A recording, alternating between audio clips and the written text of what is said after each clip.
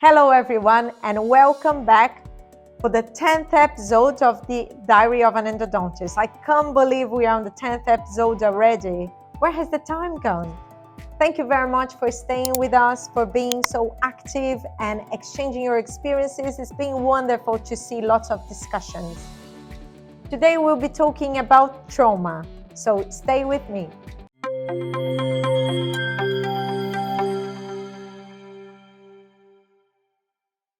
This case was referred to me because this patient used to be a rugby player. And if you have children, you know the feeling of sports and injury and all that fear that something is going to happen to the teeth. That's exactly what it is. So this patient, when he was a rugby player, he said that he was not wearing the mouth guard, which is nowadays is very important to use. I think is compulsory, is mandatory to the sports, mainly in rugby and in hockey.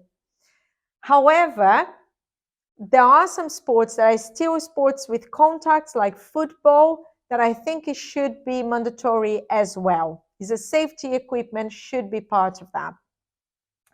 Anyway, this patient had an injury during rugby, several injuries, and it developed like a crack buccally, a vertical crack. It was not too thick. It was not discolored either, but you could see with the transillumination, you could see that crack. The pulp got necrotic and now developed a periradicular radiolucency and a buccal fistula. So in sports, as we know, it's very, very important to use the mouth guard, and mainly a mouth guard that you can really protect your teeth.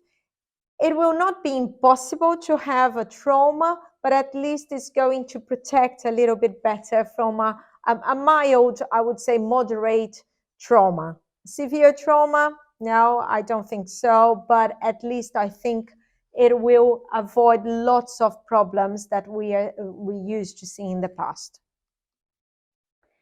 The root canal treatment was performed, and 1 year later, you can see the radiolucency a lot smaller. You may question why a fiber post was placed in that tooth. Although a conservative, a small coronal prep, the tooth had a crack, and I could see the vertical crack in this direction. Nowadays, I don't think I would have done a fiber post. I think I would have bonded a composite all the way through and not a fiber post. I believe that the composite has a modulus of elasticity within the dentin a lot better than the fiber post. But anyway, a fiber post was chosen, and the crack was quite small, was not going deep, was not going into the below the CJ, was not a proper fracture. So a crown was not advised. We took this tooth out of occlusion, and it's essential, shouldn't be any problem.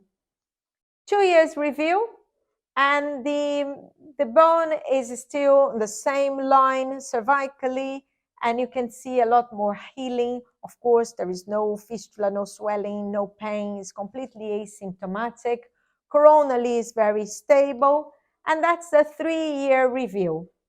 Very stable as well. I think going back, as I said, composite, the fiber post works. It used to be guideline anyway to do that. It used to be a wonderful treatment. Everybody wanted to put a post in the past. And nowadays we are going in the direction that we don't want the posts anymore. So we used to put, if you were old enough, we used to put posts in molars. And now with the advance of composites, we don't do that anymore. And the fiber post was very popular for many years. And again, we are not seeing the indication in lots of cases that we used to do fiber post, conventional metal post. We are not seeing anymore with the advances of composite. I hope you are enjoying our cases, and I hope you stay tuned with us and you carry on putting all your comments and be part of this amazing community. Thank you very much. Take care.